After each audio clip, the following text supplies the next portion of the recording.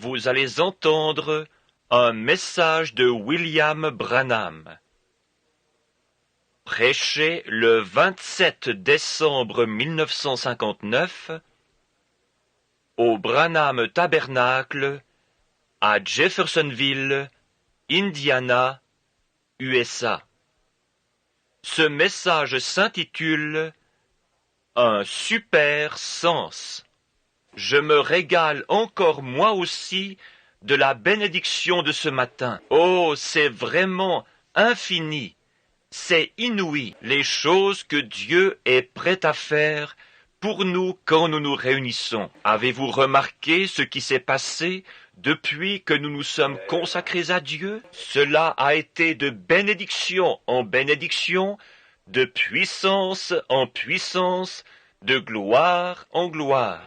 C'est simplement merveilleux. Et il continuera de faire ainsi. Quant à ces mouchoirs qui sont à quelqu'un ici, j'ai prié au-dessus d'eux. Maintenant, je veux simplement parler de ceci quelques instants. D'abord, je remercie chacun de vous pour votre joli cadeau de Noël, le complet que vous m'avez acheté. Y avait-il la même chose dans le vôtre, frère Neville? C'est ça, un complet. Eh bien, les prédicateurs peuvent toujours faire bon usage d'un complet. Magnifique, c'est bien. Cela vient qu'on transpire. Et cette transpiration use les vêtements plus vite que n'importe quoi, voyez-vous. Et un prédicateur a besoin de beaucoup de vêtements, et de bons vêtements. Un tissu de coton vraiment bon marché va s'user en un rien de temps. Donc un bon habit comme cela va pouvoir durer longtemps. Et pensez-y, vous soutenez et vous donnez ces vêtements aux serviteurs du Seigneur. Que le Seigneur vous bénisse. Jésus a dit, « Tout ce que vous avez fait au plus petit d'entre mes frères, c'est à moi que vous l'avez fait. » Donc, ce n'est pas à 2 serviteurs que vous avez acheté un habit, vous avez acheté 2 habits à Jésus. C'est ce qu'il a dit, c'est à moi que vous l'avez fait. Mais cette petite touche céleste ce matin, l'avez-vous remarqué? Aucun appel à l'autel, ni rien. Mais juste après le message, tandis que le rafraîchissement du Saint-Esprit se déversait sur les gens et que la gloire de Dieu se déplaçait, ils ont commencé à s'avancer de partout. Et j'ai aperçu certains de mes chers amis baptistes de l'église baptiste de la rue Walnut à Louisville. Ils se tenaient debout dans l'allée et baignaient simplement dans la puissance de Dieu. Oh là là! Et je les ai rencontrés après la réunion. Ils disaient, « C'est la puissance de Dieu !» J'ai dit, « C'est vrai, vous avez sûrement raison. La puissance de Dieu. Et vous ne pouvez pas trouver de mots pour l'exprimer. Vous ne savez simplement pas quoi dire. Le Saint-Esprit s'empare de la réunion et vous ne savez pas ce qu'il va faire avec cela. Paisiblement, doucement, humblement, le cœur brisé. Oh, frère Pat, c'est tout simplement le ciel. Je suis un de ceux qui sont à l'ancienne mode et qui aiment cela avec du sentiment, voyez-vous, comme le regretté Paul Rader. Il dit à ça...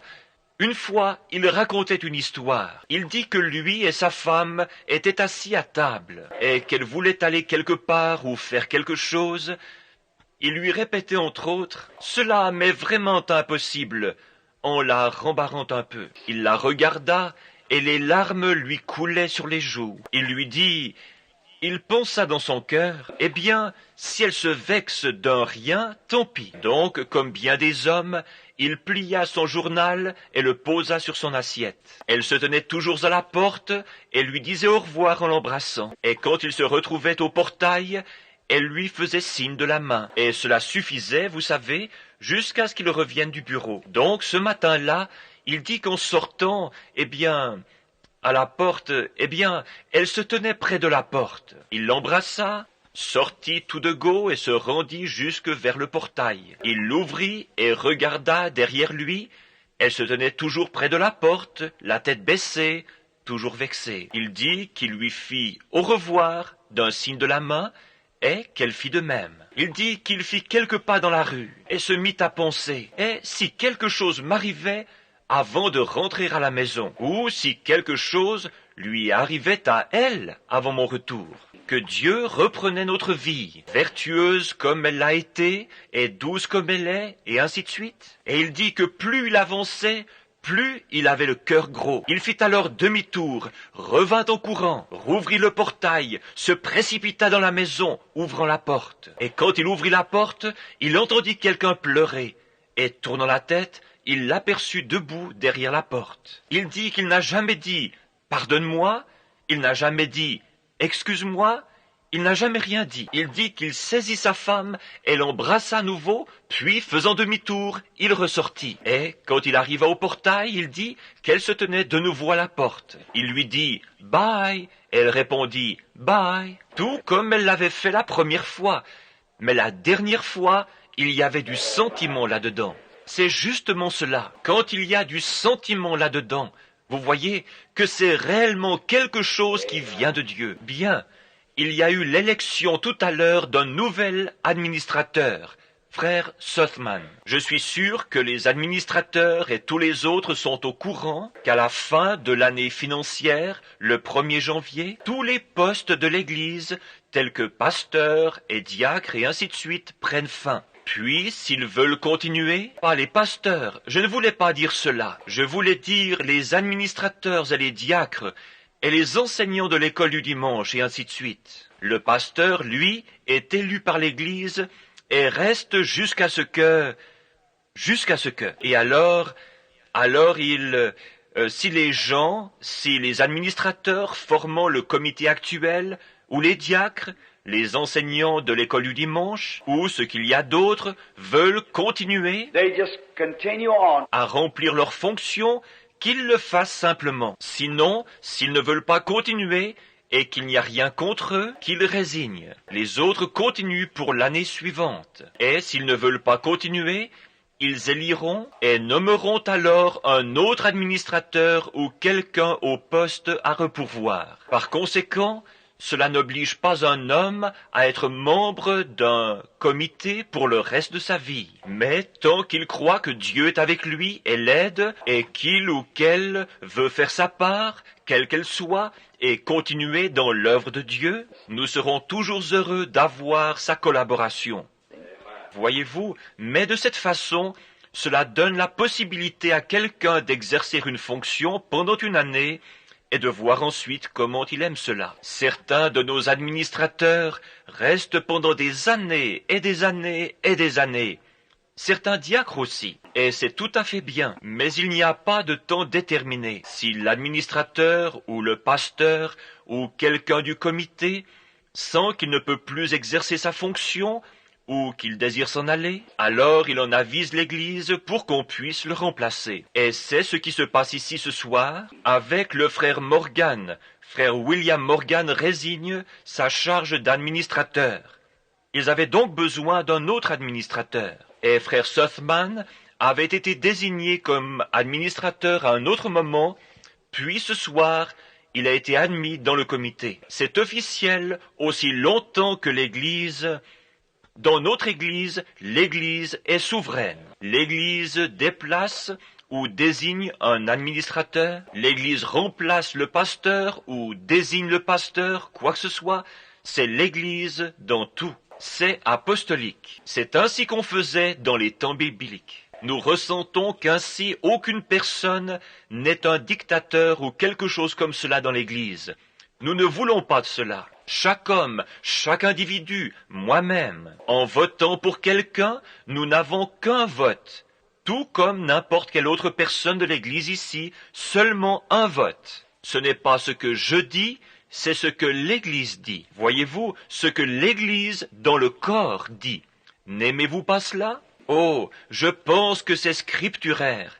C'est ainsi que ça devrait être. Maintenant, ceci va être une semaine importante pour moi.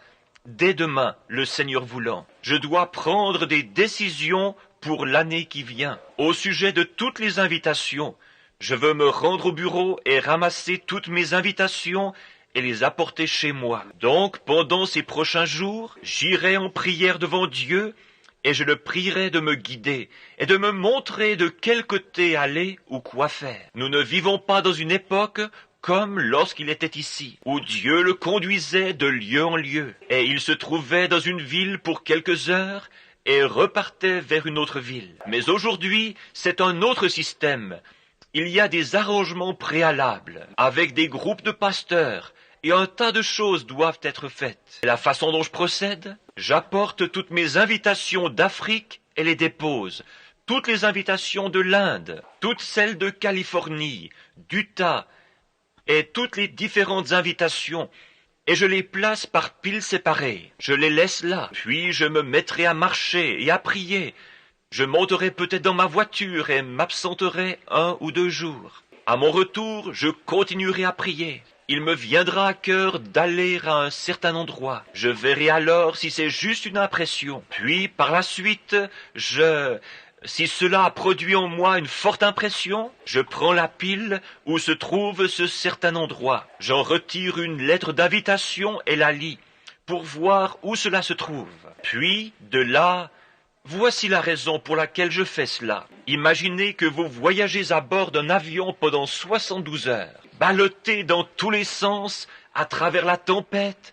Si jamais vous avez voyagé outre-mer, vous ne savez pas, parfois vous êtes en haut, et parfois cela descend et balance, et ballotte et tangue à travers ces nuages, et au-dessus de l'eau pendant 3 jours et 3 nuits. Pendant 3 jours et 3 nuits. Et ensuite, vous mettez pied à terre dans un pays, et le premier à venir à votre rencontre, c'est Satan. Eh bien, le groupe de pasteurs a dit ceci.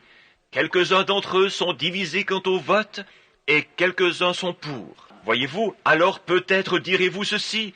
Eh bien, peut-être que le Seigneur ne voulait pas que je vienne. Mais lorsque vous êtes envoyé de Dieu, vous êtes prêt à rencontrer l'ennemi. Vous dites, je pose ici mon pied au nom du Seigneur Jésus-Christ. Je viens au nom du Seigneur Jésus. Et je resterai ici jusqu'à ce que son œuvre soit accomplie. Voyez-vous, alors vous êtes prêts à affronter ces forces. Aussi, vous m'aimez. Je sais que vous m'aimez.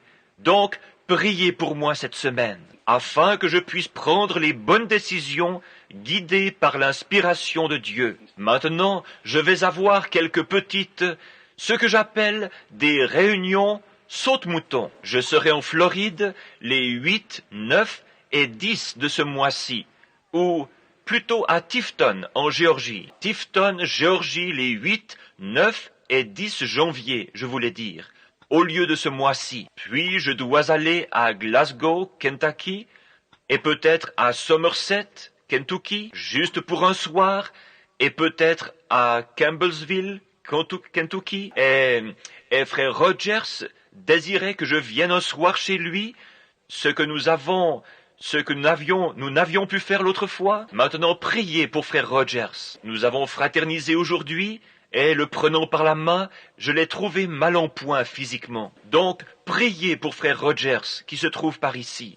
Il en a pris beaucoup sur ses épaules là-bas, et cela l'a rendu nerveux et l'a affecté. Et en ce moment, il ne se porte pas bien du tout, et sa femme non plus. Donc, priez pour ce couple. Ce sont de braves enfants de Dieu. Et je lui ai dit que si le Seigneur le voulait, je lui accorderais un soir. Et frère Raddle, l'une de nos petites églises sœurs, ici sur la route 62. Un garçon timide, il venait ici et ne pouvait même pas lever la tête.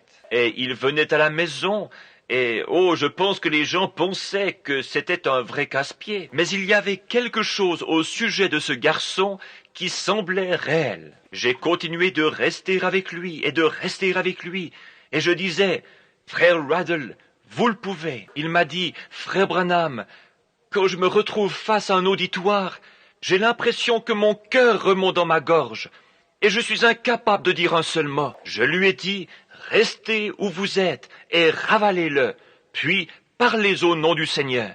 Voyez-vous, et à présent, il a un tabernacle de la dimension de celui-ci, ici sur la grande route. Il se rend utile. Tenez bon, ce garçon avait un appel de Dieu. Je connaissais son père et sa mère. Ce sont des gens très bien. Puis nous devrions avoir Juni un soir là-bas à New Albany. Et vous savez, quelques petites réunions, histoire d'avoir un soir ici et un soir là. Ensuite, si tout se passe comme prévu, vers le 25 janvier, je partirai pour Miami pour le Congrès international des hommes d'affaires du plein évangile, et de là vers Kingston, Haïti, pour descendre ensuite en Amérique du Sud et remonter par le Mexique. Et de là nous partirons pour l'Afrique, de l'Afrique nous irons en Scandinavie, et ainsi de suite comme cela. La majeure partie de l'année sera, je crois, consacrée aux réunions d'outre-mer. Donc, priez pour moi. Je dois prendre la bonne décision. Maintenant, c'est seulement si c'est la volonté du Seigneur. Sinon, je suis prêt à aller n'importe où, à n'importe quel endroit, peu importe où c'est, je veux y aller. Mais tant que je pourrai rester dans cette poussière de la terre dans laquelle Dieu m'a mis, je veux prêcher ces richesses insondables jusqu'à ce que la mort me retire de ce corps. C'est ce que j'ai résolu par la grâce de Dieu s'il veut seulement me venir en aide. S'il retire sa main de moi, le diable me tuera. Donc priez que Dieu garde sa main miséricordieuse sur moi. Je ne réclame pas sa justice, je réclame sa miséricorde. Voyez-vous, sa justice, non, je ne pourrai pas la supporter. Je n'implore que sa miséricorde, parce que je sais que je ne suis pas digne. Et personne ne l'est, et nous ferions mieux de ne pas réclamer sa justice. Nous désirons sa miséricorde. Maintenant, ce soir, je suis un peu enroué, mais je ne pouvais pas laisser passer l'occasion de parler à ce beau groupe de chrétiens. Attendez, juste avant de faire cette annonce, laissez-moi dire une chose. Tandis que vous êtes tous d'un même cœur, d'un commun accord, et que tout se fait avec douceur, laissez-moi parler 2 minutes à mon Église. Voyez-vous, écoutez, mes chéris dans l'Évangile, mais les joyaux de ma couronne, si je devais en avoir une. L'acquisition du sang de Jésus, c'est intentionnellement que je suis revenu comme ceci. C'est au cours d'une partie de chasse, d'un voyage, que frère Roy Robertson, frère Bankswood et moi-même avons décidé que nous pourrions revenir. Frère Roy et nous tous parlions de notre pasteur, frère Neville, et un homme qui se tient toujours devant vous comme pasteur, et ainsi de suite. Nous l'aimons, mais même si frère Neville est le copasteur, cela semblait un peu difficile pour frère Neville de devoir se contraindre à le faire. Voyez-vous, ainsi nous avons prié, et il semble que c'était la volonté du Seigneur que je le fasse. Donc, j'ai dit au Seigneur que s'il m'aidait, je ferais de mon mieux. Et après m'être consacré moi-même, et après avoir inciter l'Église à faire de même, maintenant, si Dieu nous a bénis comme il l'a fait au cours des dernières réunions, avec cette petite consécration, que fera-t-il si nous continuons ainsi? Voyez-vous, continuez simplement. Maintenant, écoutez, vous êtes pleins d'affection les uns pour les autres. Je vous voyais debout dans les allées ce matin, simplement en train de pleurer, vos mains levées vers Dieu, tandis que ce merveilleux esprit se manifestait parmi vous. Maintenant, prenez garde à ne pas écouter un seul vil propos du diable. Voyez-vous, si le diable vous montre ou vous dit du mal de l'un des membres du corps du Christ, ne le croyez surtout pas, car dès que vous le croyez, vous gâchez votre expérience. Et si vous voyez l'un des membres du corps de Christ faire quelque chose de mal, ne le dites à personne, mais allez vers ce membre dans l'amour et voyez si vous ne pouvez pas le ramener à Christ. Et si vous ne pouvez le faire, alors dites-le à une personne et que celle-ci vous accompagne.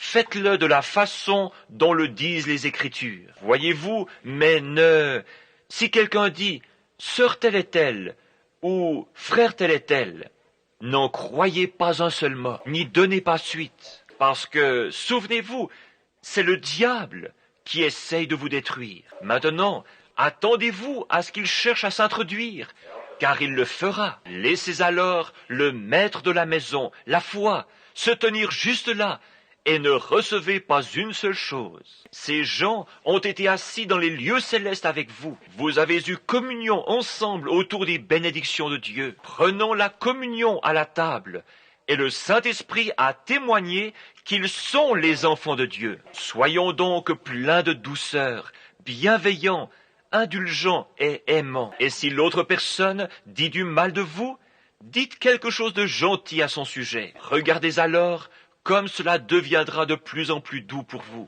Voyez-vous, c'est juste. Rendez toujours le bien pour le mal, l'amour pour la haine. Et simplement, te sens-tu mieux, ma chérie, la fillette qui est derrière? Tant mieux, je suis si reconnaissant. Oui, je suis simplement allé derrière. Elle était pliée en deux, et le Seigneur Jésus l'a maintenant relevée et l'a présentée à l'assemblée. Nous en sommes si reconnaissants. C'est pour cela que j'ai quitté la chair tout à l'heure. Ils disaient qu'ils avaient prié et ne parvenaient pas à atteindre le Seigneur. Donc, ne manquez pas de faire cela. Prenez-en l'engagement devant Dieu, en disant « Ô Dieu, par ta grâce, c'est ce que je ferai. » Peu importe si quelqu'un dit du mal, répondez par le bien. Ne pensez pas de mal. Si, en fait, vous pensez du mal et que vous le dites hypocritiquement, alors vous avez tort. Continuez simplement à vous consacrer à Dieu jusqu'à ce que vous ayez vraiment un bon sentiment envers cette personne. C'est ainsi qu'il faut faire. C'est alors que votre âme sera simplement inondée par la douceur des bénédictions de Dieu. C'est ainsi que vous vivez victorieux. Alors rien ne peut vous nuire, aussi longtemps que vous aimez. Eh bien, direz-vous, voyez-vous, si vous avez les langues, elles cesseront. Et si vous avez la sagesse, elle disparaîtra. Les prophéties, elles prendront fin. Mais lorsque vous avez l'amour, il demeure à jamais. Voyez-vous, et n'aimez pas seulement ceux qui vous aiment, mais aimez ceux qui ne vous aiment pas, car il est facile pour moi d'aimer quelqu'un qui m'aime, mais essayez d'aimer quelqu'un qui ne vous aime pas. C'est ainsi que vous pouvez reconnaître si vous êtes chrétien ou non. Lorsque quelqu'un ne vous aime pas, vous l'aimez malgré tout dans votre cœur. Maintenant, si vous ne faites pas cela, continuez de vous cramponner à Dieu. C'est là, car je sais que cela est la vérité. Amen. Je sais que c'est la vérité. Maintenant, nous allons ouvrir la précieuse parole au livre des Hébreux, chapitre 11, juste pour un court message. Je suis un peu enroué, mais j'ai passé un merveilleux après-midi en compagnie des frères et sœurs, et je n'ai pu rentrer qu'un peu avant 6 heures. Je suis entré en courant dans la chambre à coucher et me suis agenouillé à côté du lit pour prier pendant quelques instants. Je me suis relevé et pris ma Bible et me suis mis à lire. Puis j'ai vu une revue qui se trouvait là et je l'ai prise et c'était écrit en patois hollandais d'Afrique du Sud. Ainsi, je ne pouvais lire cela. Et parfois en lisant, un mot vous frappera, et ce mot devient vivant pour vous. C'est ainsi qu'un ministre reçoit son message. Vous commencez à lire la Bible ou quelque chose. Tout à coup, quelque chose vous frappe. Puis quelque chose s'ajoute à cela. Puis quelque chose d'autre s'ajoute à cela. Alors, soulignez cela et allez tout bonnement le lire à la chair. Dieu fera le reste. Voyez-vous, il prendra soin du reste. Maintenant, parfois, vous vous sentez si transporté que de petites pensées vous viennent et vous les mettez alors par écrit. Parfois, dans une réunion, vous devez venir rapidement sur l'estrade. Relisez simplement ces petites pensées que vous avez eues. Peut-être que le Saint-Esprit les vivifiera pour vous à nouveau. J'ai fait cela bien des fois. Maintenant, Hébreux 11. Lisons le verset 1er pour commencer. Et nous lirons un bon nombre de versets. Or, la foi est une ferme assurance des choses qu'on espère, une démonstration de celles qu'on ne voit pas. Pour l'avoir possédée, les anciens ont obtenu un témoignage favorable. C'est par la foi que nous reconnaissons que le monde a été formé par la parole de Dieu, en sorte que ce qu'on voit n'a pas été fait de choses visibles. Cela n'est-il pas riche? Laissez-moi relire ce verset 3. Écoutez attentivement. C'est par la foi que nous reconnaissons que le monde a été formé par la parole de Dieu, en sorte que ce qu'on voit n'a pas été fait de choses visibles. La parole de Dieu, c'est par la foi qu'Abel offrit à Dieu un sacrifice plus excellent que celui de Caïn. C'est par elle qu'il fut déclaré juste, Dieu approuvant ses offrandes. Et c'est par elle qu'il parle encore, quoique mort. C'est par la foi qu'Enoch fut enlevé pour qu'il ne vît point la mort, et qu'il ne parut plus parce que Dieu l'avait enlevé. Car avant son enlèvement, il avait reçu le témoignage qu'il était agréable à Dieu, une vie de 500 ans aussi. Or, sans la foi, il est impossible de lui être agréable, car il faut que celui qui s'approche de Dieu croit que Dieu existe et qu'il est le rémunérateur de ceux qui le cherchent. C'est par la foi que Noé, divinement averti des choses qu'on ne voyait pas encore, et saisi d'une crainte respectueuse, construisit une arche pour sauver sa famille. C'est par elle qu'il condamna le monde et devint héritier de la justice qui s'obtient par la foi. Maintenant, prions juste un instant et inclinons nos têtes. Seigneur, notre très bienveillant Dieu et Père, nous entrons encore dans ta présence avec des actions de grâce. Et non seulement sentons-nous maintenant que nous sommes dans ta présence, parce que nous avons incliné nos têtes pour prier, mais nous croyons que nous sommes constamment dans ta présence, parce que les yeux de l'Éternel parcourent la terre.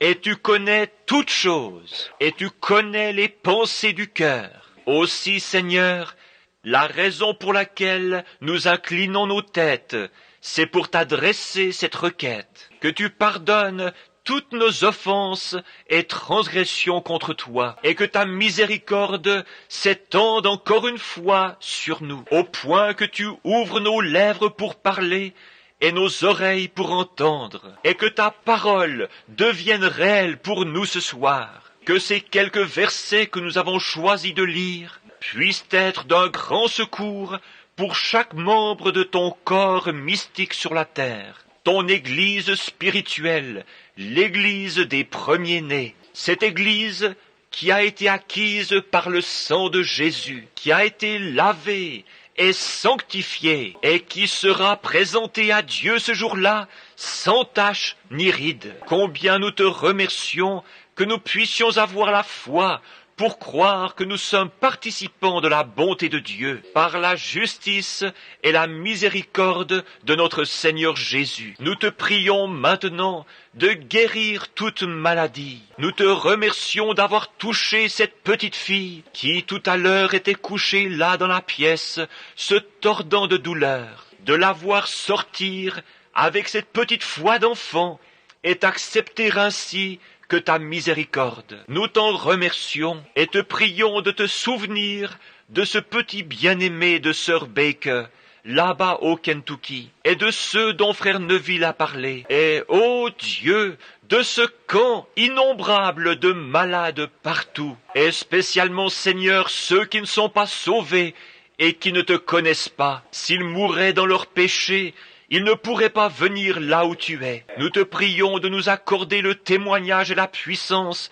la hardiesse pour annoncer la parole, et la sagesse pour savoir quand le faire. Puis dis-nous lorsque nous aurons assez parlé, afin que nous puissions partir et laisser les gens dans l'étonnement, l'émerveillement du glorieux Saint-Esprit et de son œuvre. Accorde-le, Seigneur. Exauce-nous maintenant, nous te prions. C'est au nom de Jésus que nous le demandons. Amen. J'aimerais parler pendant un court moment sur le sujet des sens. On nous enseigne que l'homme naturel possède 5 sens. Et ces 5 sens contrôlent Dieu lui a donné ces 5 sens pour entrer en contact avec sa demeure terrestre.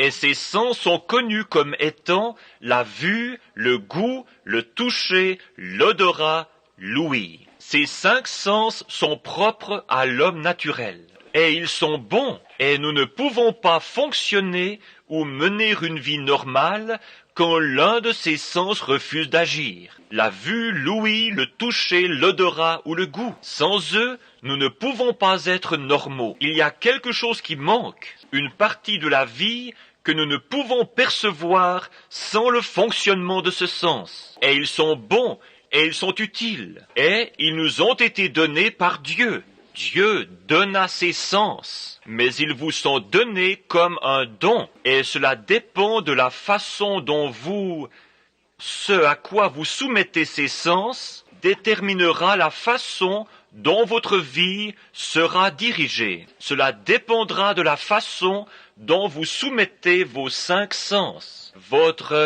Ce que vous voyez, ce que vous entendez, ce que vous goûtez, sentez ou touchez. Ce à quoi ces sens sont soumis vous dominera. Et nous sommes reconnaissants à Dieu de posséder les 5 sens. Mais en aucune façon, ces 5 sens vous ont-ils été donnés pour vous guider. Ils vous ont été donnés pour un contact terrestre. Mais le 6e sens vous a été donné. Et ce 6e sens appartient seulement aux chrétiens. Et vous ne pouvez obtenir ce 6e sens à moins de devenir chrétien. C'est le seul moyen pour vous d'avoir plus que les 5 sens naturels pour la personne naturelle. Pour le chrétien, le 6e sens est mieux connu sous le nom de foi. C'est celui qui vous gouverne et vous guide. Et il est supérieur à tous les autres sens. Il est supérieur à tous les autres sens, aux 5 autres sens. Maintenant, je n'irai pas dire que parce que nous recevons ce 6e sens, les 5 sens ne servent plus à rien. Bien au contraire, ces 5 sens vous ont été donnés par Dieu et ils doivent être utilisés. Mais lorsque les 5 sens agissent contrairement à la parole de Dieu, alors ils mentent. Or, le 6e sens ne peut pas mentir. C'est un super sens. Et c'est ce dont je veux parler.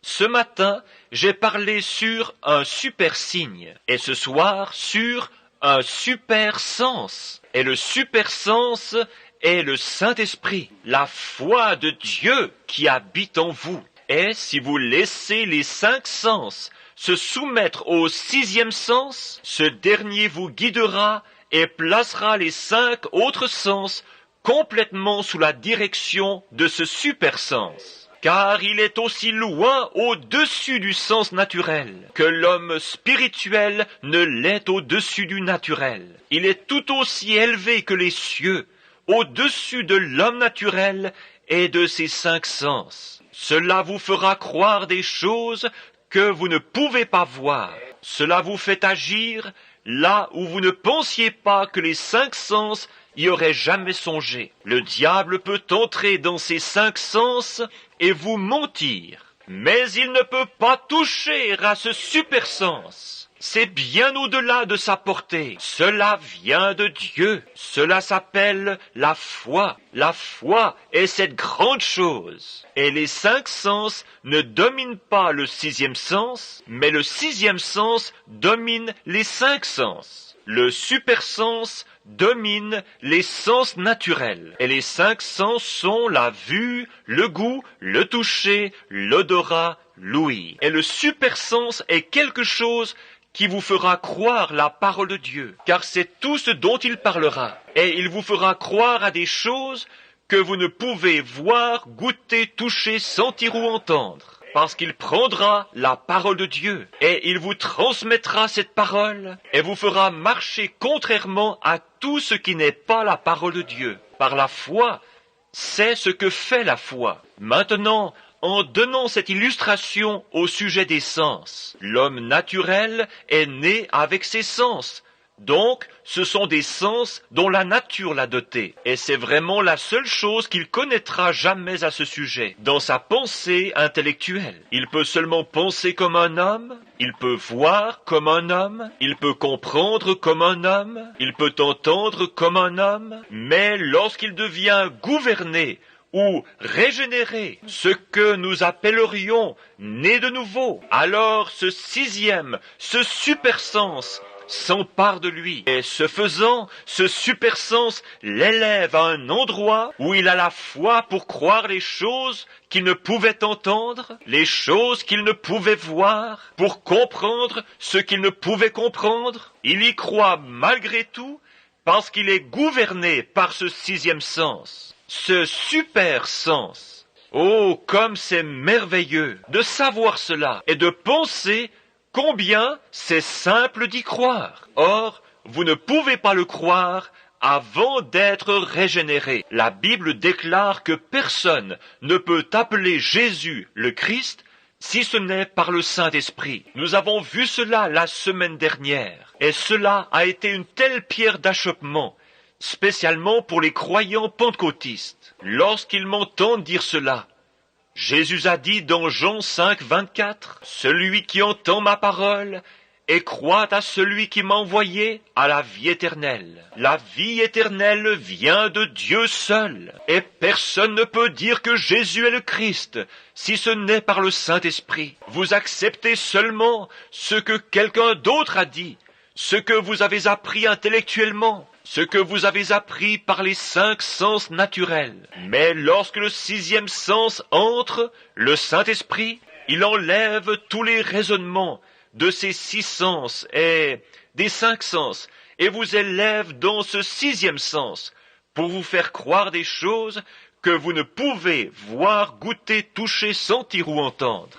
Cela vous fait quelque chose. Alors vous pouvez dire que Jésus est le Christ, parce que vous en avez été témoin. Non pas ce que l'enseignement intellectuel vous enseignait, mais ce que vous avez expérimenté. Alors, frère Branham, qu'est censé faire le sixième sens? Que vient faire le sixième sens? Le sixième sens vient pour cette raison. Maintenant, le sixième sens est la foi, le super sens. Maintenant, si le sixième sens vient pour cette raison seulement, c'est pour faire que les 5 sens en vous nient tout ce qui est contraire à la parole de Dieu. C'est la raison d'être du sixième sens. Les Écritures parlent de renverser les raisonnements. Les 5 sens vont... Vous pouvez raisonner, disant, mais pourquoi donc cet homme devrait-il... Pourquoi donc? Mais le sixième sens ne voit pas cela du tout. Il est tellement supérieur à cela. Il est tellement plus élevé qu'il lui est totalement impossible de raisonner avec cela. Nous le croyons. C'est bien au-delà de tout ce que les 5 sens pourraient dire à ce sujet. Maintenant, nous nous préparons pour un service de guérison. Vous voyez, nous le croyons. Vous marchez par ce sixième sens. Vous parlez par ce sixième sens. Vous vivez par ce sixième sens. Vous mourrez par ce sixième sens et ressuscitez par ce sixième sens. Ce super sens. Quelque chose qui est en vous qui est différent de ce qu'est l'homme naturel. L'homme naturel possède seulement ceux-ci, et ils sont très bien s'ils peuvent être amenés à se soumettre au sixième sens. Si l'esprit naturel lit la parole de Dieu et dit « Ceci est la parole de Dieu », il dit la vérité. Mais s'il la lit et dit « Ce n'est pas toute la parole de Dieu », ou ça l'était, c'est quelque chose, ça l'était une fois, mais ça ne l'est plus maintenant. Alors ce sixième sens intervient et dit « Il est le même hier, aujourd'hui et pour toujours ». Voyez, voilà la différence. C'est la raison pour laquelle tant de gens ne sont pas guéris. Ils essayent de venir avec une conception intellectuelle. Ils disent « Oh, je fais ceci » ou « Je crois ceci » et ainsi de suite. Mais si ce sixième sens dit cela, alors rien ne les fera jamais déroger à ce sixième sens. Le sixième sens a été placé sur l'être humain afin de lui faire nier tout ce qui est contraire à la parole de Dieu. Tout symptôme qui est contraire à la promesse de Dieu, le sixième sens dit qu'il n'existe pas. Si ce chrétien est né de nouveau, vous pouvez vous attendre à ce qu'un jour un incroyant, un incrédule s'approche du chrétien et lui dise « Maintenant, écoutez bien, le Saint-Esprit, cela n'existe pas. Vous faites erreur là-dessus. Vous êtes fou de croire une baliverne pareille. Telle chose n'existe pas. Ce sixième sens entre directement en action. Laissez-moi vous démontrer par la Bible que vous ne pouvez pas recevoir le Saint-Esprit. Et vous voyez, je peux vous montrer où les disciples ont reçu, mais... Oui, eh bien, répondrez-vous, regardez, le sixième sens attirera votre attention là-dessus et dira, mais il a dit, la promesse est pour vous et vos enfants. Eh bien, cela voulait dire leurs enfants à eux. Cela ne voulait pas dire pour vous, ce n'est pas pour vous. Mais ce sixième sens ne s'y laisse pas prendre. Pourquoi? Il est déjà en vous. Ils l'ont dit trop tard. Vous l'avez déjà reçu. Les gens qui disent que le Saint-Esprit n'existe pas ne savent pas de quoi ils parlent. Comme ce garçon une fois qui pelait une pomme et qui fut interrogé par un inconverti qui critiquait une réunion. Il dit, « Que veux-tu? Que viens-tu faire ici ?» « Je veux vous poser une question, dit-il, tout en mangeant et savourant sa pomme. » C'était quelqu'un de tout simple, qui avait un peu l'air d'un délinquant, avec ses cheveux qui lui descendaient sur la figure, et une dent de devant qui était avancée, et vêtu d'un vieux blouson sale. Il dit, « Je veux vous poser juste une question. » L'inconverti venait de dire, « Dieu n'existe pas. Tout cela est de la sensiblerie. Ce ne sont que des balivernes, voilà tout. » Et le garçon dit, « Je veux vous poser une question, monsieur. Cette pomme, est-elle sucrée ou sûre ?» Il dit, « Eh bien, comment puis-je le savoir? Ce n'est pas moi qui la mange. » Il dit, « C'est justement ce que je pensais. » Puis il s'en alla tout bonnement. « Comment le savez-vous alors que vous n'avez pas goûté le Seigneur? Comment savez-vous alors que vous n'avez jamais reçu le Saint-Esprit, s'il est réel ou s'il ne l'est pas? Comment savez-vous que là où se trouve la foi et la puissance, comment savez-vous qu'il n'y a pas de joie ineffable et glorieuse, si vous n'y avez jamais goûté pour voir? Le sixième sens vous conduit à cela. Le sixième sens vous le déclare. Il n'y a pas la moindre puissance intellectuelle qui puisse vous l'apporter. Les puissances intellectuelles raisonneront et diront, eh bien, c'est de la psychologie, c'est quelque chose comme ceci, et les gens sont émotifs. Mais lorsque le sixième sens vient à l'intérieur, il nie toutes ces choses et amène une personne directement dans le sein de Dieu, car il faut que celui qui s'approche de Dieu croit que Dieu existe et qu'il est le rémunérateur de ceux qui le cherchent. Par la foi, Abraham, par la foi, Isaac, par la foi, Jacob, tous par la foi. C'est le sixième sens qui accomplit cela. Le sixième sens nie tous les symptômes, tout ce qui est contraire à la parole de Dieu, tout sentiment, toute émotion. Quelqu'un dira, eh bien, on a prié pour moi, mais je ne me sens toujours pas mieux. Le sixième sens ne garderait jamais le silence là-dessus. Le sixième sens dirait, c'est un mensonge, je me sens mieux, je suis en voie de rétablissement. Dieu l'a dit, voilà qui tranche la question. Amen, Dieu l'a dit. Le sixième sens se nourrit seulement de la parole de Dieu. Ce super sens, il est super, au-dessus des sens. C'est un sens plus grand. C'est une foi, c'est une puissance qui remue et pousse à l'action. Amen. C'est quelque chose qui vous fait accomplir des choses que vous n'auriez jamais pensé accomplir. C'est le sixième sens, le super sens. On prie pour vous. Disons que vous avez une main infirme et que l'on prie pour vous, pour votre main. Vous vous avancez et vous croyez que Dieu va vous guérir. Le pasteur prie pour vous, puis vous retournez à votre place. Le vieil homme naturel dira ceci, « Tu ne sens pas la moindre différence dans ta main. Tu ne vas pas mieux qu'avant. » Mais le sixième sens s'approche et dit, « C'est un mensonge. On a prié pour toi. Cela règle la question. » Amen. C'est comme cette femme qui une fois vint à notre réunion. Elle avait donc assisté à une réunion.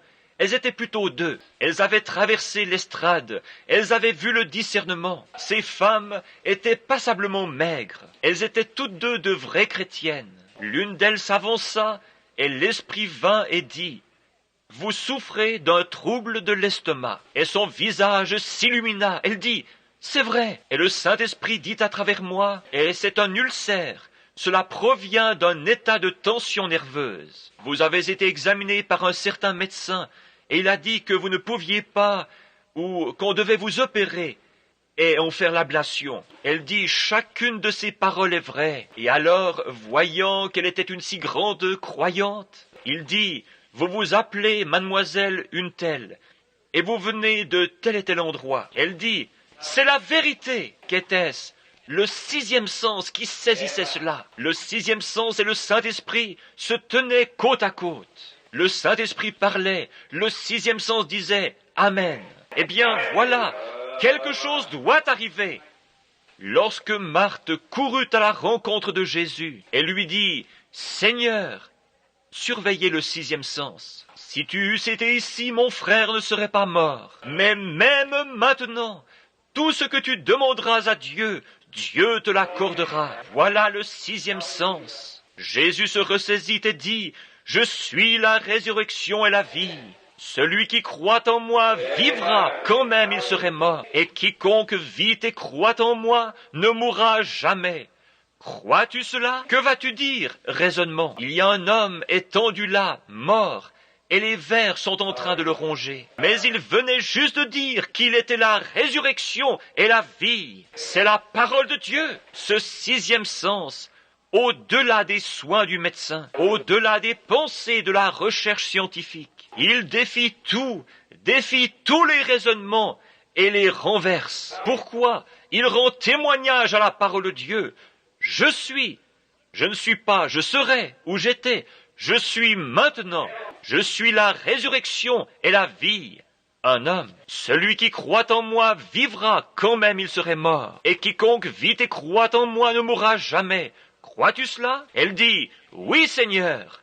Le sixième sens, je crois que tu es le Fils de Dieu qui devait venir dans le monde. Ton frère ressuscitera. Oh là là! Ils se rendirent au sépulcre. Avec ces deux-là réunis, quelque chose devait arriver. C'était un super sens, avec Dieu qui se trouvait présent. Quelque chose devait avoir lieu. Le super sens était Dieu. Il y avait quelque chose qui le disait à Marthe. Elle l'avait vu, elle le connaissait.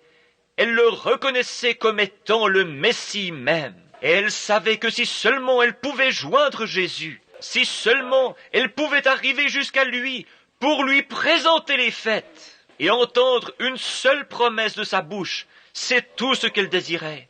Lorsqu'il a dit « Je suis la résurrection et la vie, celui qui croit en moi, quand même il serait mort », c'est tout ce que Marthe voulait entendre, c'est tout ce qu'elle voulait, parce que le sixième sens, le super sens, sa foi, l'a poussée à le confesser, à le croire. Cette femme, lorsqu'elle quitta l'estrade, c'était « Ainsi dit le Seigneur, rentrez chez vous et mangez. Jésus-Christ vous guérit. » Elle rentra chez elle. Ce soir-là, une de ses amies qui habitait dans le voisinage était la troisième ou quatrième derrière elle. Elle avait une grosse tumeur au cou. Et voici qu'elle s'avance, tressaillant de joie pour sa voisine, qui allait être guérie de cet ulcère qui lui avait causé tant de soucis. Ceci était un cas parmi les centaines, les milliers du genre. Cette énorme grosseur dépassant donc de son cou. Elle s'avança. Je lui dis, personne n'a besoin de discerner ceci. Mais vous vous réjouissez de quelque chose. Vous avez été profondément ému, parce que cette femme assise là-bas est une voisine à vous. Le Saint-Esprit, elle pense... Comment cet homme a-t-il pu bien savoir cela? Il faut que quelque chose le lui révèle. Ainsi, quand cela fut dit, il dit, « Vous pensez à votre cou? Oui. Croyez-vous que cela partira? Je le crois, dit-elle, de tout mon cœur. Je dis, ainsi dit le Seigneur. Rentrez à la maison et vous recevrez votre guérison. » L'homme naturel regarda bien et ne put voir aucun signe. La femme qui avait l'ulcère alla chez elle et essaya de manger. Et oh là là, elle faillit mourir. Oh, l'homme naturel, le sens naturel, la sensation continuait à déclarer que l'ulcère était là. Aussi, au bout d'1 ou 2 semaines, elle alla partout dans le voisinage, vers les siens et à l'église, témoignant « Le Seigneur m'a guéri ». Et ils dirent « Est-ce que tu manges maintenant ?»« Non, pas vraiment tout ce que je veux. » Mais dit-elle, je suis déjà guérie, car par ces meurtrissures, je suis guérie. Quoi qu'il en fût, elle était guérie de toute façon. Un matin, après le départ des enfants pour l'école, elle eut très faim. Elle se tenait debout près de la fenêtre, lavant la vaisselle. Elle est venue à une autre réunion environ 1 année plus tard. Donc, elle lavait la vaisselle. Et lorsqu'elle, tout à coup, elle ressentit quelque chose d'étrange passer sur elle. Elle pensa, qu'est-ce que c'était? C'est comme si j'avais voulu crier. Et son mari lui avait dit, chérie, cesse de parler de cette guérison, parce que, bien qu'il fût chrétien, tu jettes l'opprobre sur la cause. Comment pouvez-vous jeter l'opprobre quand vous témoignez de sa parole? Vous jetterez l'opprobre si vous ne témoignez pas d'elle. Il dit, si tu as été guéri, tu as été guéri. Elle dit, cet homme s'est tenu là et m'a regardé dans les yeux et m'a dit quelle était ma condition et les choses que j'avais faites et qui j'étais et d'où je venais. Elle dit, cela faisait à peine 15 minutes que j'étais dans le bâtiment lorsqu'il vint sur l'estrade. Comment au monde cet homme aurait-il pu savoir cela? Je ne l'ai jamais vu de ma vie. Et il m'a dit, ainsi dit le Seigneur, vous êtes guéri. Elle dit, je le croirai jusqu'à ma mort. Elle dit, je le croirai de toute façon. Donc elle et la sœur qui habitait en dessous de chez elle, son amie, avait promis à Dieu qu'elle garderait cette foi-là. Ce matin-là, elle se sentit vraiment bizarre, et dans l'espace de quelques minutes, elle commença à avoir faim. Les enfants avaient laissé des flocons d'avoine dans une assiette, un petit plat. Elle dit que l'avoine lui brûlait toujours l'estomac. Si quelqu'un a déjà eu un ulcère, vous savez ce que c'est. Elle avança donc la main et prit quelques bouchées de cette avoine. Oh là là, dit-elle, je devrais le payer cher, je suppose. Mais un de ces jours, je serai complètement rétablie. Mais, s'apercevant qu'elle avait toujours faim, elle termina le plat. Elle attendit quelques minutes pour voir ce qui arriverait. Rien ne se produisit. Elle se sentait bien, toujours affamée. Elle se fit frire quelques œufs, se versa une tasse de café et prit quelques tranches de pain grillé et elle eut un vrai jubilé. Elle mangea littéralement tout ce qu'il put manger. Elle continua de laver la vaisselle et environ une demi-heure plus tard, elle eut encore faim, aucun effet nuisible. Elle mit son petit bonnet et descendit la rue pour se rendre chez cette voisine. Et une fois arrivée là, elle entendit... Elle pensa qu'il y avait peut-être eu un décès dans la famille. Ils hurlaient et poussaient des cris tout en marchant d'un coin à l'autre. Cette femme avait dormi tard ce matin-là, puis, s'étant levée, elle avait cherché la tumeur qui était sur son cou, et celle-ci avait disparu pendant la nuit. Qu'était-ce? Dieu à l'œuvre. Ici, au tabernacle Keidel, quand nous avons eu cette réunion, et que l'on a prié pour ce jeune infirme, plusieurs d'entre vous étaient là pour le voir. Il l'avait ramené là dans la salle d'urgence. Billy me conduisit vers lui. Il l'avait placé sur l'estrade dans le bâtiment pendant 3 ou 4 soirs. Comme il ne reçut pas de carte prière, ils le placèrent dans la salle d'urgence. J'y entrai et priai pour lui. Alors que je le regardais, il me dit, « Monsieur Branham, pouvez-vous me dire quelque chose de réconfortant ?» Je dis, « Oui, en effet, fiston. La polio t'a rendu ainsi. » Il dit, « C'est vrai ?» Je dis, « Tu t'appelles un tel. Tu viens de tel endroit. » « C'est vrai, dit-il. « Et qu'en est-il de ma guérison ?» Je dis, « Par ces meurtrissures, tu as été guéri. » Il rentra chez lui, témoignant, donnant gloire à Dieu, prétendant qu'il amenait un tel opprobre dans son entourage. Un dimanche, plusieurs pasteurs entrèrent, vinrent s'asseoir près de lui et dirent, « Tu dois cesser de faire cela, tu jettes l'opprobre sur la cause. » Et le jeune homme, assis là, dit, « Monsieur, si vous étiez assis à ma place, si vous étiez dans la chaise où je suis assis, vous n'essayeriez pas de me ravir le dernier espoir que j'ai en Christ. » Il dit, « Par ces meurtrissures, je suis guéri. » Et à peine avait-il dit cela que... Assis là, les pieds paralysés, les mains, le corps, le dos. Et à peine avait-il dit cela qu'il se lève de sa chaise, glorifiant Dieu. Quoi? Ses sens naturels disaient qu'il resterait assis là. Le médecin dit qu'il y resterait pour toujours, ou tant qu'il vivrait. Mais le 6e sens dit, par ces meurtrissures, je suis guéri. Et il ne voulait rien avoir à faire. C'est cela, rejeter tout ce qui est contraire à ce que Dieu a dit. Voilà la raison d'être du 6e sens. Le vieux John Ryan, non pas le R-Y-A-N, mais R-H-Y-N. C'était ce mendiant aveugle à Fort Wayne, là où nous étions allés ce jour-là, et l'on pria pour lui dans la réunion. C'était la veille du soir où le piano avait joué. Le grand médecin est proche maintenant, sans qu'il y ait quelqu'un au piano. Et alors qu'il était aveugle, il était de foi catholique. Il s'arrêta dans la ligne. Je le regardai et lui dis, « Vous vous appelez un tel, John Ryan. Oui, vous êtes un mendiant du coin. Cela fait des années que vous êtes aveugle. Oui, c'est vrai, vous êtes de foi catholique. C'est juste. Je dis, ainsi dit le Seigneur, vous recevez votre guérison. Il dit, merci monsieur. Je dis, remerciez le Seigneur. Il dit, mais je ne vois pas.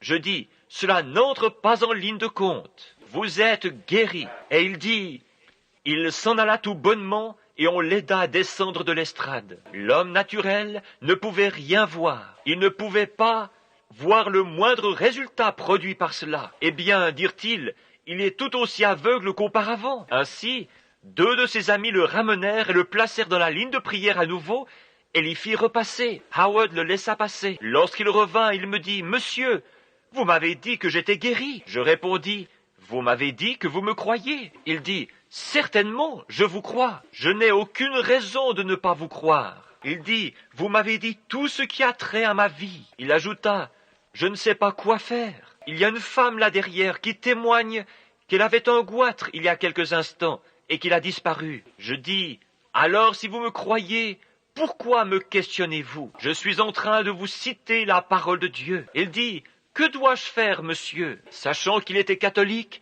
et qu'il devait avoir quelque chose de physique sur quoi s'appuyer. Je dis, « Continuez simplement de témoigner. Par ces meurtrissures, je suis guéri. Et donnez-lui gloire. » Le vieil homme, pendant les 2 ou 3 semaines qui suivirent, se tenait au coin de la rue et vendait les journaux. Il criait à tue-tête, « Édition spéciale! Édition spéciale! Loué soit le Seigneur, je suis guéri! Édition spéciale! Édition spéciale! Loué soit le Seigneur, je suis guéri! » Quand il revint à la réunion le soir suivant, je pouvais à peine prêcher à cause de lui. Il se levait et criait, « Taisez-vous, tout le monde! Loué soit le Seigneur pour m'avoir guéri! Loué soit le Seigneur pour m'avoir guéri! » En tant que catholique, il ne savait pas comment s'emparer de la foi, mais il savait que s'il continuait à le dire, et qu'il continuait, finalement ce 6e sens se mettrait à l'œuvre. C'est juste. Loué soit le Seigneur pour m'avoir guéri. Il se tenait sur le coin de la rue, criant, « Loué soit le Seigneur pour m'avoir guéri! Édition spéciale! Loué soit le Seigneur pour m'avoir guéri! » Alors qu'il descendait la rue, quelqu'un s'approchait de lui et disait, « Comment vas-tu, John? Loué soit le Seigneur pour m'avoir guéri! Je vais bien! » Et il riait de lui et se moquait de lui. Et un autre petit vendeur de journaux le conduisit chez le coiffeur pour un rasage. Environ 2 ou 3 semaines après la réunion, le coiffeur le fit donc asseoir sur le fauteuil, puis savonna son visage, et lui dit, « John, il paraît... » Cette espèce de petit malin lui dit, « Il paraît que tu es allé voir le guérisseur divin lorsque... » Ici, il dit, « Oui, j'y suis allé. » Il dit, « Il paraît que tu as été guéri. » Juste pour se moquer de lui. Et le vieil homme dit, « Oui, loué soit le Seigneur, il m'a guéri. » Et ses yeux s'ouvrirent. D'un bond, il sauta du fauteuil du coiffeur, une serviette autour du cou, et avec le coiffeur à ses trousses, tenant son rasoir à la main, il dévala la rue. Pourquoi? La parole de Dieu s'était mise à l'œuvre. La petite Georgie Carter, qui était couchée là-bas et que vous connaissez tous, certains ici la connaissent de près. Elle était alitée là. Elle était alitée depuis 9 ans et 8 mois. On ne pouvait rien faire si ce n'est de changer la laise sous elle à cause du travail de ses reins et de ses intestins. Alitée là-bas à Milltown, Indiana. Et sa famille appartenait à une église qui, lorsque je suis allé là-bas, à l'église baptiste de Milltown, pour tenir une réunion et prier pour les malades, cette église dit, si un membre de cette congrégation se rend auprès de ce fanatique, nous l'excommunierons. Et son père était diacre. Mais elle avait eu entre les mains ma petite brochure intitulée « Jésus le même hier, aujourd'hui et éternellement ». Frère Hall me conduisit chez elle un après-midi. Sa mère sortit de la maison en courant, ne voulant rien avoir à faire avec cela. J'entrai et priai pour elle. Elle dit « Eh bien, qu'en-est-il de cette jeune Neil ?» Elle était au courant de la vision. Je dis « C'était une vision, sœur. Je peux seulement prier. Ayez la foi. » Cette pauvre petite avait reçu un enseignement contraire à cela. Quelques jours plus tard, J'étais dans les environs en train de baptiser. Elle se trouvait là. Elle pleurait. Elle avait promis qu'elle viendrait se faire rebaptiser dans le nom de Jésus-Christ, si Dieu voulait bien la guérir. Et là, ses pauvres petites jambes, avait à peu près la grosseur d'un manche à balai. On ne pouvait même pas la mettre sur son bassin hygiénique. Sa mère, qui n'était pourtant qu'une jeune fille, était assise là, atteinte de paralysie, toute grisonnante, à force de regarder sa fille couchée là, mourir à petit feu. C'était la tuberculose des glandes féminines qui s'était propagée partout en elle. Elle pesait quelque 37 livres, environ 17 kilos. Je pense que c'était cela, d'après les estimations. On ne pouvait pas la soulever assez haut pour mettre le bassin sous elle. On devait donc faire passer sous elle une alaise de caoutchouc. Pendant 9 ans et 8 mois, elle avait été couchée, incapable même de soulever sa tête pour voir un arbre qui était près de la fenêtre. Un jour que je me tenais là derrière, au sommet de la colline, chez George Wright, le Saint-Esprit me dit « Lève-toi !» Je regardais, et il y avait une lumière qui émanait d'un cornouiller et qui dit « Va du côté de chez Wright !» ou plutôt, va du côté de chez Carter. Quand j'y arrivais, le Seigneur Jésus, par un signe, avait montré à sa mère que je venais. Je m'approchais de la jeune fille, qui était étendue là, sur le lit, si faible, qu'elle ne pouvait même pas tenir le crachoir. Sa mère devait le tenir pour qu'elle fasse « Ah !» essayant de cracher dans le crachoir, avec cette tuberculose. Je dis, Sœur Georgie, Jésus-Christ, le Fils de Dieu, m'a rencontré dans la nature, il y a environ une demi-heure, et m'a dit de venir vous imposer les mains. Ainsi dit le Seigneur, levez-vous. Le 6e sens se mit à l'œuvre. Une puissance frappa cette jeune fille pour la première fois en 9 ans et 8 mois, où elle n'avait pu se tenir debout. Elle bondit alors sur ses pieds, courut dans le jardin, tout en bénissant les arbres, le gazon et tout le reste. Puis elle rentra, s'assit au piano et se mit à jouer. Il y a une fontaine remplie de sang sortie des veines d'Emmanuel. Eh bien, les raisonnements auraient renversé. Cela lui était impossible. Je ne sais pas maintenant, je ne saurai jamais. C'est seulement la puissance de Dieu qui la soutint. Ses jambes n'étaient pas plus grosses que cela, à la hauteur des articulations. Il n'y avait rien de pareil. C'était comme des allumettes. Cela fait environ 12 ou 14 ans, et aujourd'hui, elle est forte et en santé, vivant pour le Seigneur Jésus. Qu'était-ce ? La première fois, rien n'avait semblé se produire, et les raisonnements auraient dit que cela ne pouvait arriver. Mes frères, elle se cramponna à la parole. Si Dieu pouvait prendre cette jeune infirme à Salem, cette jeune Neil qui avait été infirme et paralysée, avec ses bras qui lui pendaient comme cela, et la guérir, il pouvait la guérir elle aussi. Elle le crut. Et frère Hall, qui était couché là-bas, se mourant du cancer, le même homme m'amena vers lui. Son médecin à Milltown l'envoya à ce médecin de New Albany, qui est à l'hôpital St. Edwards. J'oublie, il s'est occupé de mes enfants. Un brave homme, un bon médecin. Il l'examina et dit... Cancer. Il dit au docteur Brown de Milltown, il se meurt. Le docteur Brown dit, c'est bien ce que je pensais. Ils l'emmenèrent ici, chez sa sœur, une parente de M. Kopp, qui autrefois était le juge de la ville. Et lorsqu'ils arrivèrent, ils dirent, gardez-le simplement ici jusqu'à ce qu'il meure. Et ils m'envoyèrent chercher. J'y allais jour après jour avec ma femme. Nous avons prié pour frère Hall. Je l'aimais. Il avait été l'un de mes convertis à Christ. Son état s'aggravait de plus en plus, et il ne pouvait plus bouger ses mains. Madame Hall dit, « Billy, n'y a-t-il rien que vous puissiez faire ?» Je dis, « Rien que je sache, Sir Hall, je ne reçois aucune parole du Seigneur. » Je dis, « J'aimerais que mon médecin l'examine. » Elle dit, « Qui est votre médecin ?» Je répondis, « Le docteur Sam Adair. » Et je téléphonai à Sam. Sam dit, « Billy, tout ce que je peux faire, c'est l'envoyer à Louisville pour des radiographies et ainsi de suite. » Il dit, « Je te donnerai le rapport. » Ils l'envoyèrent chercher en ambulance, l'emmenèrent, et il revint. Sam me téléphona et dit, « Billy, il a le cancer du foie. Nous ne pouvons pas lui enlever le foie. Il en mourrait. » Il dit, « C'est un prédicateur. Il ne devrait pas y avoir de problème. Tu ferais aussi bien de lui dire qu'il va mourir. » Je dis, il est prêt à partir, Sam. Mais l'ennui, c'est que cela me fait de la peine de le voir partir. C'est mon frère, et je l'aime. Et je pensais, oh Dieu, fais quelque chose pour moi. Ce matin-là, Je m'apprêtais à partir chasser l'écureuil. Je regardais dehors, avant le lever du jour, il n'y avait personne dans la cour. Je pris ma carabine et traversai la maison pour sortir. Il y avait une vieille pomme ratatinée, suspendue au mur. Je pensais, pourquoi Méda a-t-elle accroché cela au mur? Je regardais, et il y en eut une autre, et une autre, et une autre, jusqu'à ce qu'il y en eût 6 de suspendus là. J'ôtai promptement mon chapeau et tombai par terre sur mes genoux. Je levai les yeux, et alors une très grosse et très belle pomme descendit et dévora toutes ces autres pommes. J'observai juste au-dessus d'elle.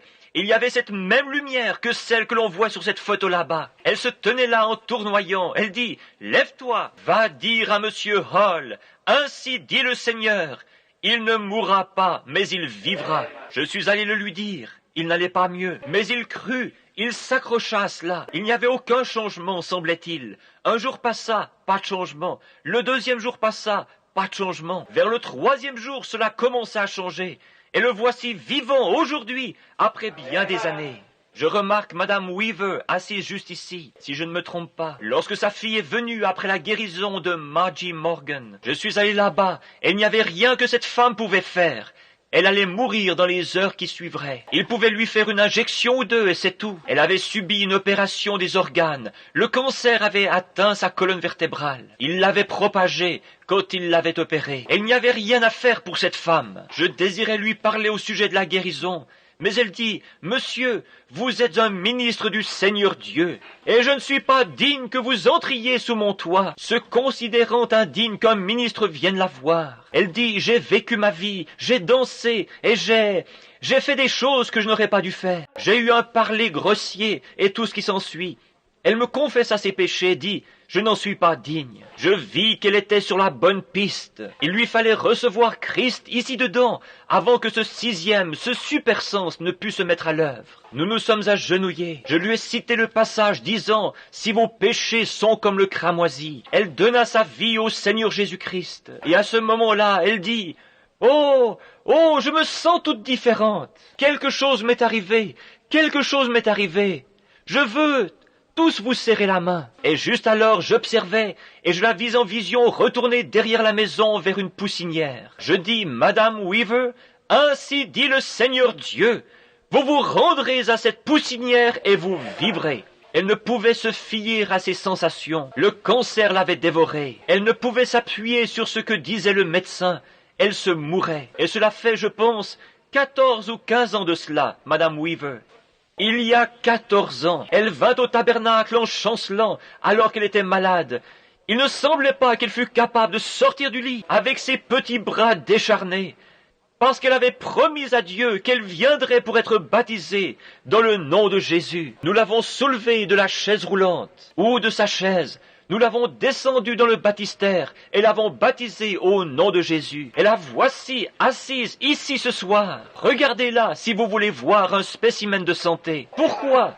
Renversons les raisonnements et les recherches scientifiques et tout le reste. Parce que le sixième sens se mit à l'œuvre. Voilà, regardez, laissez-moi simplement répéter ceci une minute. Jésus passa une fois près d'un arbre, et c'était un figuier, et il regarda le figuier. Maintenant, s'il vous plaît, ne manquez pas ceci. Il regarda le figuier, et celui-ci ne portait aucune figue. Et il maudit l'arbre, et dit, « Que personne ne mange de toi. » Les disciples jetèrent un coup d'œil. L'arbre ressemblait à ce qu'il avait toujours été. Une heure après, il avait toujours le même aspect. Dieu n'a jamais ouvert la terre pour l'engloutir. Dieu n'a jamais envoyé du ciel un éclair en zigzag pour le carboniser. Il aurait pu le faire. Certainement qu'il aurait pu.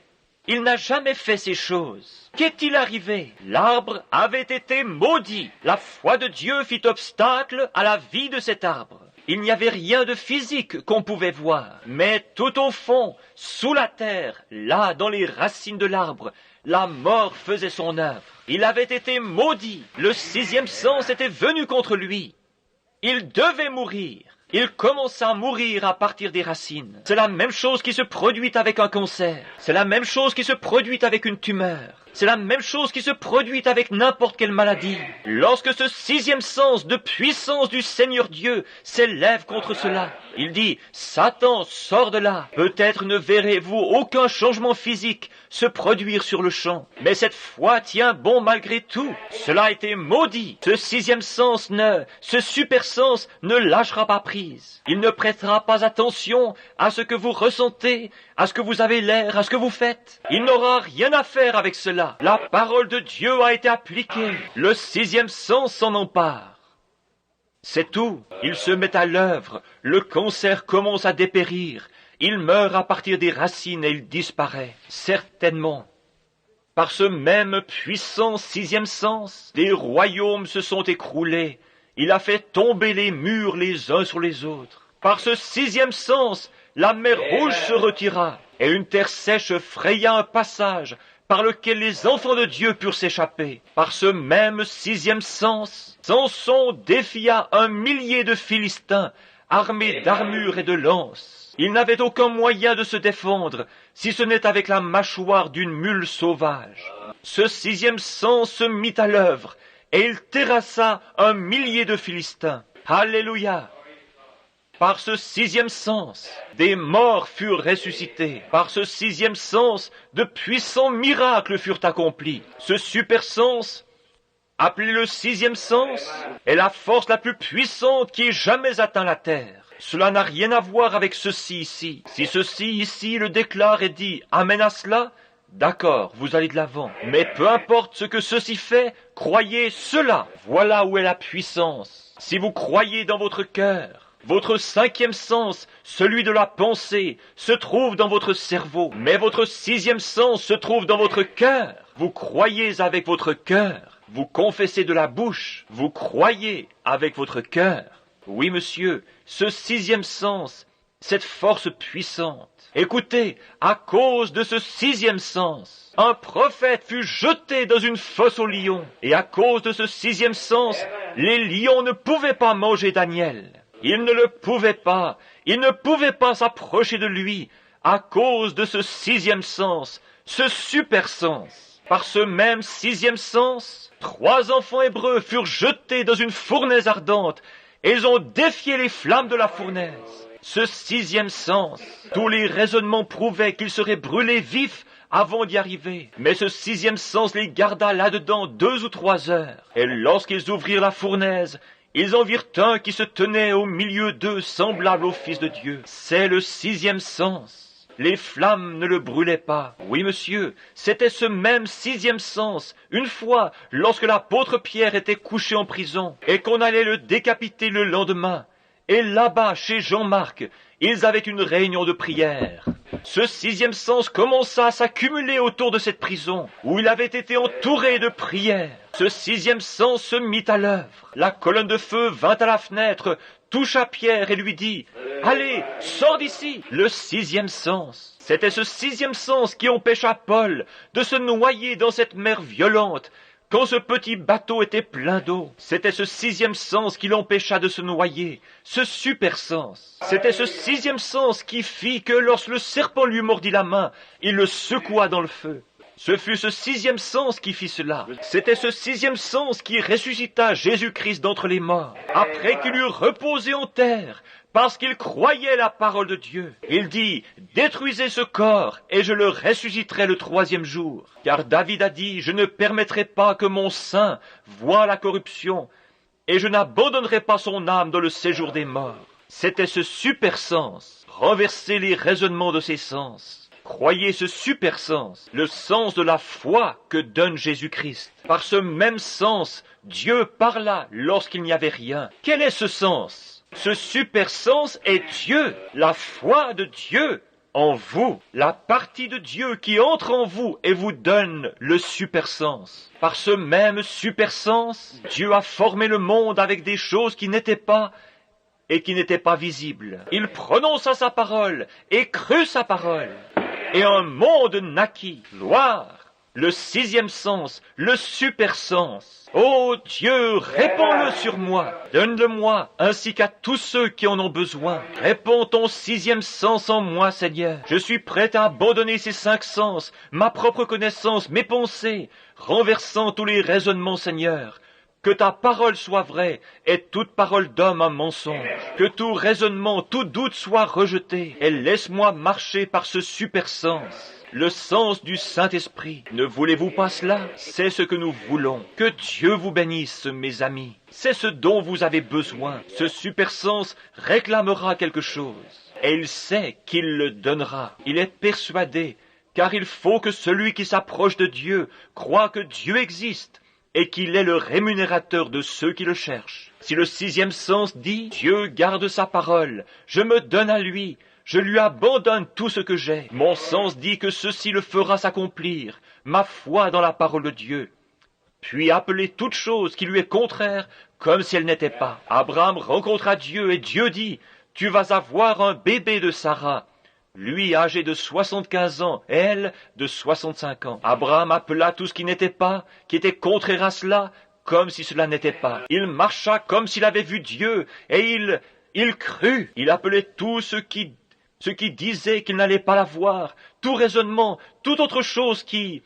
Le docteur peut avoir dit « Allons, Abraham, tu es trop vieux pour cela ». Cela ne faisait aucune différence, ce que le docteur disait, ce que qui que ce soit d'autre disait, ce que son propre esprit disait, ce que quoi que ce soit disait. Dieu avait raison, et il restait avec cela. C'est le sixième sens, le super sens. Ô Dieu, donne-le-moi. Seigneur, laisse-moi en avoir plus, pour subvenir aux besoins de son peuple. C'est ma prière. Ce matin, quand cette maman a amené ce petit bébé rouquin, elle se tenait ici, les larmes coulant sur ses joues. J'ai dit, « Qu'est-ce qu'il y a, sœur ?» Elle a répondu, « Frère Branham, il a la leucémie. » J'ai senti quelque chose s'élever. Oh, il est un secours qui ne manque jamais au temps de la détresse. Tenez, il n'y a pas longtemps, Billy et moi étions en voiture. Des garçons de couleur qui roulaient très vite avaient heurté une voiture sur le côté et fait plusieurs têtes à queue, projetant certains d'entre eux sur le pavé. Un jeune homme resta coincé sous la voiture, son dos bloqué. Les autres garçons sautèrent de la voiture et commencèrent à la soulever. Il dit « Oh, je vous en prie, ne faites pas cela, mon dos est brisé. Non, vous allez me tuer, ne faites pas cela. » Ils dirent « Oh, nous devons te dégager de là, elle est en train de prendre feu. » Il dit « Laissez, ne la remuez pas, vous êtes en train de m'écraser. » Et vous allez me faire mourir, ne faites pas cela. Je lui criai là-dessous, « Fiston, es-tu chrétien ?» Il répondit, « Non, monsieur. » Je dis, « Tu ferais mieux de prier. » Il dit, « Oui, monsieur. » Le sixième sens se mit à l'œuvre. Je fis quelques pas en passant derrière la voiture, et je ne le saurai jamais avant le jugement. Mais tout à coup, la voiture se redressa, et il fut libéré. Il se releva lors d'un bond, sain et sauf. Qu'était-ce? Un secours qui ne manque jamais dans la détresse. Nous revenions Une jeune femme de couleur conduisait sa voiture, une nouvelle Plymouth, qui avait environ 650 km au compteur, ou 400 000. Elle avait roulé à assez vive allure, et j'ai vu la voiture. Son vilebrequin était allé s'emboutir dans l'arbre. Billy et moi, nous sommes arrêtés. La chaussée devant nous avait été enneigée et glissante, mais à ce moment-là, elle était sèche. La jeune femme, le vent soufflait si fort là-bas au Minnesota qu'il avait emporté la voiture. Tu t'en souviens, Billy? Je descendis en courant vers elle. Alors qu'elle était assise là, elle dit « Oh, je suis mourante, je suis mourante !» Ils appelèrent l'ambulance. L'ambulance arriva, et un homme gisait mort à l'arrière de l'ambulance. L'ambulancier dit « Je ne peux pas la prendre. » Le fermier dit alors « Eh bien, envoyez vite quelqu'un d'autre, cette femme est mourante. » Je fis quelques pas juste là et je dis « Madame, 1 minute. » Elle dit « Oh, ne me touchez pas, monsieur, ne me touchez pas. » Mon dos. J'ai dit « Madame, êtes-vous chrétienne ?» Elle me regarda et j'ajoutai « Je suis un ministre de l'Évangile. Si vous êtes mourante, où en êtes-vous avec Dieu ?» Elle dit « Monsieur, je veux le devenir tout de suite. » Et le sixième sens se mit à l'œuvre. La puissance de Dieu descendit. Elle put sortir de la voiture sans le secours de personne. La puissance de Dieu était présente. Ce secours qui ne manque jamais dans la détresse. Nous marchons par la foi, nous vivons par la foi. Le juste vivra par la foi. Nous devons vivre de cette façon. Combien aimerait avoir davantage de ce sixième super sens? Inclinons alors nos têtes pendant que nous prions. Précieux Seigneur, notre Dieu et Père, tu es si bon pour nous, tu nous donnes 5 sens pour vivre et marcher sur cette terre, ou pour toucher cette terre. Nous pouvons sentir les choses qui doivent être senties avec nos mains, des choses tangibles. Tu nous donnes l'ouïe pour que nous entendions. Nous sommes si heureux de cela, de pouvoir entendre la parole de Dieu, et par cela, la foi vient de ce qu'on entend. Ce qu'on entend, la parole de Dieu. Nous sommes reconnaissants pour ces 6 sens, Seigneur. Puissions-nous les conserver tous les jours de notre vie. Mais puisse ce super sens, puisse le sens de la foi qui appartient aux croyants, parce qu'il doit l'avoir afin de croire. Seigneur, donne-nous en plus. Oh, purifie-le, Seigneur. Éprouve-nous et remplis-nous de ta bonté, de ta puissance. Marchons tous les jours de notre vie par le 6e sens, par le sens de la foi qui est donné seulement par Jésus-Christ. Ce que nous demandons dans la prière, puissions-nous croire que nous le recevons et n'ayant aucun doute dans notre cœur. Tu as promis que cela s'accomplirait. Quant à ceux qui ont levé leurs mains, Seigneur, je prie pour eux. Ils avaient des besoins, tu sais ce qu'ils étaient. Je te prie de répondre à chacun de ces besoins, que leurs désirs s'accomplissent. Je le demande au nom de Jésus. Amen. Faith in the Father. La foi dans le Père, la foi dans le Fils, la foi dans le Saint-Esprit, ces 3 sont un. Les démons trembleront et les pécheurs se réveilleront. La foi en Jéhovah ébranlera toutes choses. L'avez-vous jamais entendu auparavant? Maintenant sans musique, juste 1 minute.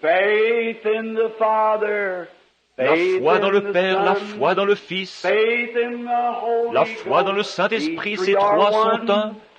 Les démons trembleront et les pécheurs se réveilleront.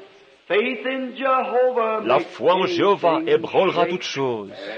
C'est juste, oh là là, précieuse foi, précieuse, glorieuse foi. Oh Dieu, donne-moi de la foi. Par la foi, Abraham. Par la foi, Isaac.